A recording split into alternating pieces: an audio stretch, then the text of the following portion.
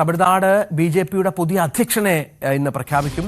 BJP നിയമസഭാ കക്ഷി നേതാവും മുൻ മന്ത്രിയുമായ നയിനാർ നാഗേന്ദ്രൻ അധ്യക്ഷനാകും. ചെന്നൈയിലെ പാർട്ടി ആസ്ഥാനത്ത് എത്തി ഇന്നലെയാണ് നയിനാർ നാമനിർദ്ദേശ പത്രിക സമർപ്പിച്ചത്. രാകേഷ് വിവരങ്ങൾ പങ്കുവെക്കുക. രാകേഷ്, ഈ AIDMKയുമായുള്ള ഇടയ്ക്കൊന്ന് മുറിഞ്ഞ ബന്ധം അത് പുനഃസ്ഥാപിച്ചു കഴിഞ്ഞു. ഇതിനകം തന്നെ അമിത്ഷാ ഇന്നലെ അതിന് കാർമ്മികത്വം വഹിക്കുകയും ചെയ്തു. അതൊന്നുകൂടി ഊട്ടി ഉറപ്പിക്കുക. അങ്ങനെ ഒരുപാട് കടമ്പകളുണ്ട് പുതിയ അധ്യക്ഷന് മുന്നിൽ.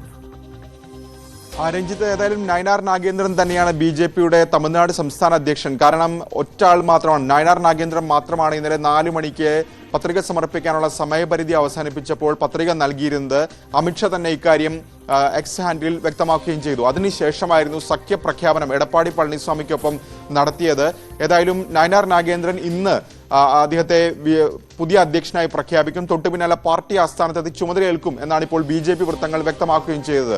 ഏതായാലും AIDMKയുടെ കൂടി താല്പര്യം കൂടി പരിഗണിച്ചാണ് നയിനാർ നാഗേന്ദ്രനെ അധ്യക്ഷനാക്കിയതെന്ന് കൂടി പറയാം. കാരണം കെ അണ്ണാമലയുമായി ഉള്ള അഭിപ്രായ വ്യത്യാസമായിരുന്നു ഈ സഖ്യം വിട്ടുപോകാൻ, ലോക്സഭാ തെരഞ്ഞെടുപ്പിന് മുമ്പ് സഖ്യം വിട്ടുപോകാൻ AIDMK പ്രേരിപ്പിച്ച പ്രധാനപ്പെട്ട ഘടകം. ഇപ്പോൾ വീണ്ടും രണ്ടു പാർട്ടികളും നിയമസഭാ തെരഞ്ഞെടുപ്പ് മുന്നിൽ കണ്ട് ഒന്നിക്കുകയാണ്. ഏതായാലും നയിനാർ നാഗേന്ദ്രൻ വരുന്നതോടുകൂടി ബി.ജെ.പി ചില കണക്കൂട്ടൽ കൂടി നടത്തുന്നുണ്ട്. പ്രത്യേകിച്ച് പടിഞ്ഞാറൻ തമിഴ്നാട്ടിലാണ് ബി.ജെ.പിക്ക് വലിയ സ്വാധീനമുള്ളത്, പ്രത്യേകിച്ച് കോയമ്പത്തൂർ അടക്കമുള്ള മേഖലകളിൽ. അതിന് പുറമെ തെക്കൻ തമിഴ്നാട്ടിലേക്കും, കന്യാകുമാരി ഒഴിച്ചു നിർത്തിയാൽ തെക്കൻ തമിഴ്നാട്ടിൽ വലിയ മുന്നേറ്റം നടത്താൻ ബി.ജെ.പിക്ക് സാധിച്ചിട്ടില്ല. അപ്പോൾ നയിനാർ നാഗേന്ദ്രനിലൂടെ അത്തരം മേഖലകൾ കൂടി കടന്നു കയറാം. പ്രത്യേകിച്ച് ജാതി സമവാക്യങ്ങൾ കൂടി പരിഗണിച്ചിട്ടാണ് അദ്ദേഹത്തെ ഇപ്പോൾ പുതിയ അധ്യക്ഷനായി നിയമിച്ചിട്ടുള്ളത്. അണ്ണാമലെ ഗൗണ്ടർ വിഭാഗത്തിലുള്ള നേതാവായിരുന്നെങ്കിൽ ഇദ്ദേഹം തേവർ സമുദായാംഗമാണ്. പരമ്പരാഗതമായി തേവർ സമുദായം AIDMK പിന്തുണച്ചു വന്നിരുന്നതാണ്. ശശികലയാകട്ടെ, അതിനുശേഷം OPS ആകട്ടെ, ഇവരൊക്കെ തന്നെ തേവർ സമുദായങ്ങളാണ്.